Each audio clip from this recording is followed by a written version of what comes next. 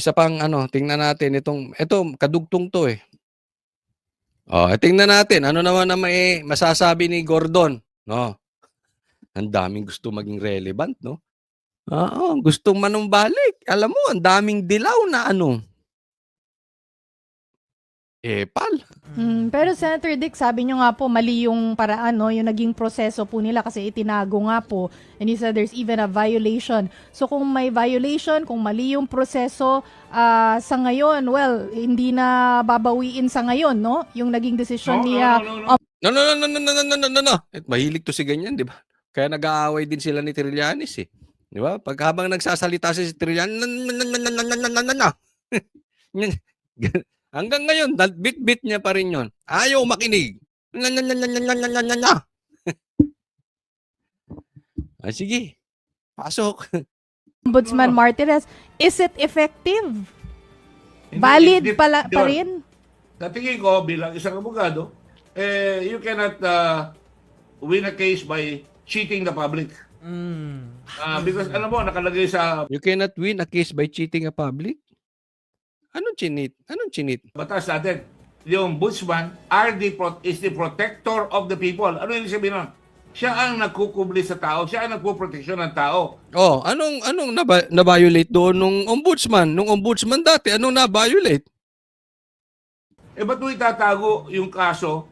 Lumalabas ngayon, binabiolate mo yung constitution na dapat the state adopts and implements a policy of full public disclosure of all its transactions involving public interest.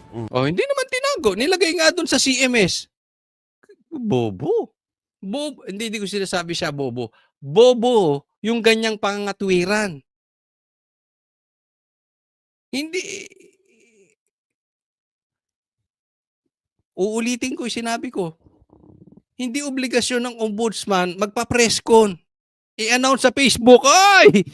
Villanueva dismiss." Announcement. Merong official na nilalagay doon. Sabi mo nga, as far as you know, because you are a lawyer. So you are a lawyer, hindi mo alam na wala sa batas na hindi kailangan i-announce sa Facebook, sa Twitter, yung desisyon? Ang tanong, ano yung nasa batas? Yung nasa batas ba, dapat ilagay sa CMS. Ang dapat mong tinitingnan, talaga bang nakalagay doon sa CMS? Yun ang itanong mo. Kasi hindi natin malalaman ano bang sinikreto at hindi sinikreto.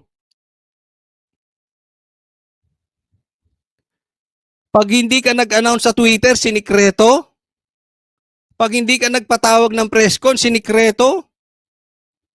Pag tinago mo, di na nadaya mo ang tao, di ba? No. Mali ka doon. Sabi po ninyo hindi valid? Yes, I think hindi valid yan. Dahil public na public. Yes, that's what you think. But what you think doesn't matter. Doesn't matter. In Ilocano, doesn't matter. Yung sinabi ni Justice Conchita Morales na dating ombudsman sa Justice sa Supreme Court. In the first place, hindi naman state secret yan eh.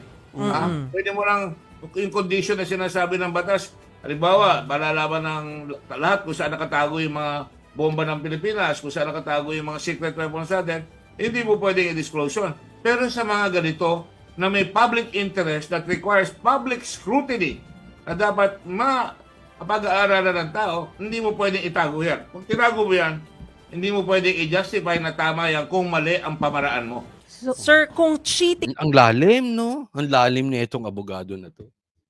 Idol! Hindi ako nanonood ako ng mga vloggers na abogado. Lalim? Ang lalim mga abogado, lalim. po yung nangyari, meron po bang tayong habol sa nakaraang ombudsman? Meron po ba siyang liability? Yes, definitely dapat may pananagutan siya. Magpaliwanag siya at the very least, o baka humarap siya na itinago niya na binahilate niya yung Constitution. Di ba? At dapat ipaliwanag ng tao yan. Hindi niya pwede sabihin na, hindi, sinabi ko naman kay Joel eh. Hindi pwede public Ngayon, yan yung contention niya, dapat ipaliwanag niya. Ngayon, Gadon. Ay, Gadon. Parehong bobo kasi. Gordon! Sige, sabihin mo magpaliwanag. Kung nagpaliwanag at tama yung paliwanag niya, magpapakalalaki ka ba to apologize na nagkamali ka? Or maggagayahin mo si Boying na instead of admitting yung pagkakamali mo, magtuturo ka pa ng ibang tao? Yun lang yun eh. Di ba? Are you a man? Next po tayo. Ito, maganda tong next. Pakinggan po natin. Ito pala muna. Mamayang konti yung sinasabi ko sa inyong witness na congressman. Baka di umano'y nakonsensya kasabwat ng mga mastermind na ibig sabihin guilty siya. Aaminin niya. Mamaya pag-usapan natin. Ito muna tayo. But many, but definitely the mastermind. Hindi ba we've named it many times, and of course lumalabas ngayon sa hearing hanggang kay Mr. Zaldico. But wala naman, kayo ba naniniwala kayo hanggang doon lang yon? I don't think there's one mastermind. Ayan. Ang ganda na po ng direksyon. Yan po lagi nating sinasabi sa ating vlog. Let's go to the mastermind. Mastermind. Tinuturo na si Zaldico. Hindi lang si Zaldico yan. Imposibleng si Zaldico. Meron pang mastermind. I think it is a group of people who came together, maybe stumbling into it. Yung latest ko narinig is that nalulun sa sugal sila Bryce at kailangan nila ng pera.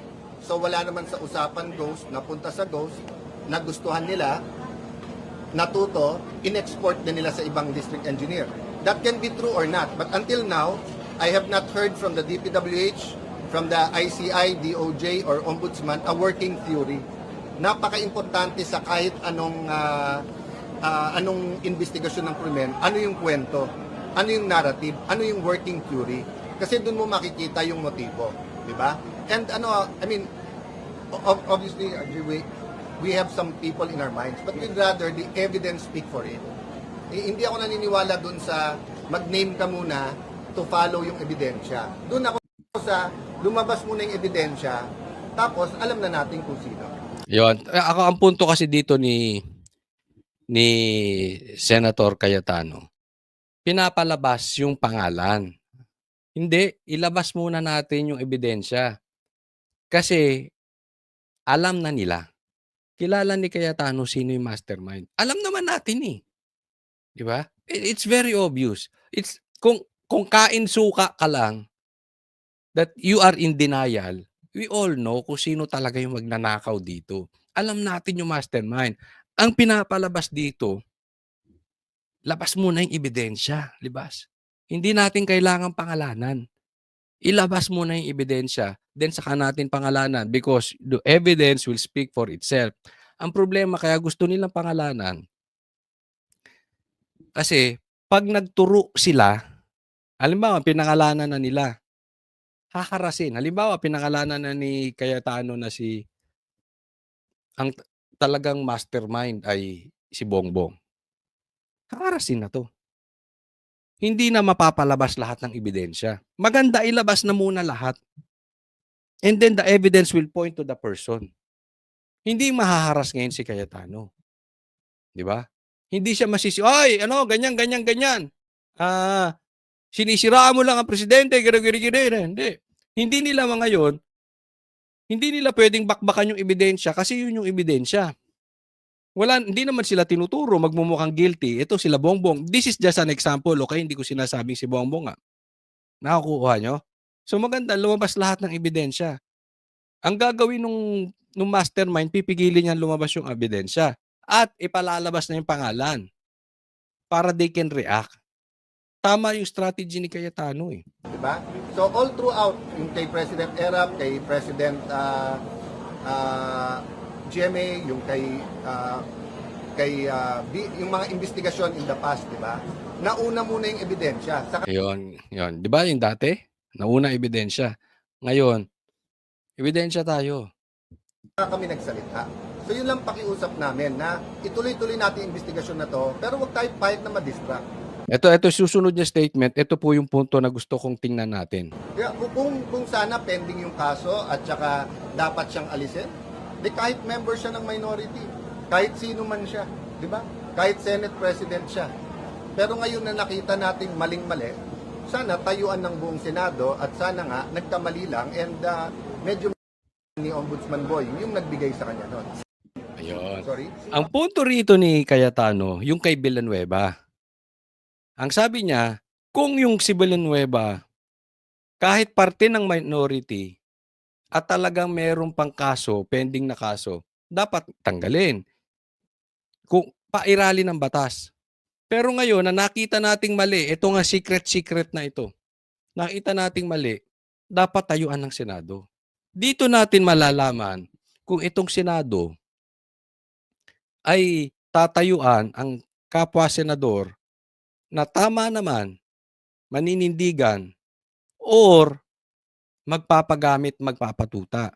Kasi yan po ang sabi alam ng Senado na na-dismiss na yung kaso. Alam nila. So, na-hot seat ang Senado rito. Makikita natin ang karakter ng Senado. Makikita natin, talaga bang maninindigan ng Senado? Or tuta na ang Senado? Hindi na pwedeng gitna eh. Kasi di umano alam ng senador dismiss na. 'Di ba? So dapat manindigan ng Senado, hindi, alam namin 'yan. Hindi 'yan secret, dismiss 'yan. Alam nga ng Senate President 'yan before eh. Maninindigan ba? Then, choices. Decision. Yan po ang Senado ngayon. They have to make a decision. They cannot go in the middle. At yung sabi niya, pati si Boying. Si Boying, obviously, nag-decide na siya that he will protect his image instead of being a man, acknowledging yung pagkakamali niya. But yung Senate, alam nila yun eh. Diba? Dapat manindigan sila. Kami ang boses ng masa, hindi natatakot. Katotohanan lang, di kami nalulunod. Walang bahid ng sismis, lahat ay totoo. Kahit sino ka pa, pag mali ka babanatan ka. Walang pinipili kulay, wala kaming kinikilingan. Basta para sa bayan, kami lalaban. Pagdama palakpakan, pag mali banatan. Di matitinag, di matatakot, para sa bayan tuloy ang sigaw. Sa harap ng kamera, walang halong takot. Mga baluktot, lahat kayo'y tutumba. Ang hustisya at